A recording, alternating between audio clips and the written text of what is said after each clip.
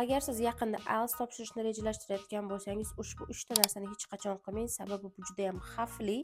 IELTS darajangizni 6 dan 7 ga ko'tarib qo'yishi mumkin.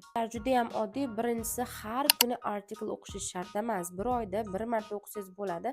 Sababi har kuni turli xil mavzularda artikl o'qish sizni vocabularingizni oshirib yuborishi mumkin, reading comprehension oshirib yuborishi mumkin, ya'ni o'sha mavzudagi passajga esa oson ishlab qo'yishingiz mumkin. Ikkinchisi, hech qachon keyword table qilmang, ya'ni savollardagi keywordlarni topib, ularni matnning ichidagi keywordlar, ya'ni paraphrase version topib, ularni yozib yodlamang. Bu hech qachon yordam bermaydi. Aksincha, reading ballingizni ko'tarib yuborishi mumkin. Nima esdan chiqib qoldi?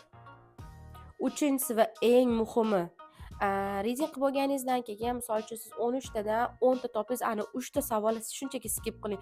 Tahlil qilib o'tirmang. Bo'lmasam siz keyingi safar 13 tadan 13 ta topib qo'yishingiz mumkin. Xuddi shunaqa qilishingiz kerak bo'lmagan narsani oldindan bilish uchun albatta IELTS klinikamizga obuna bo'lib keting.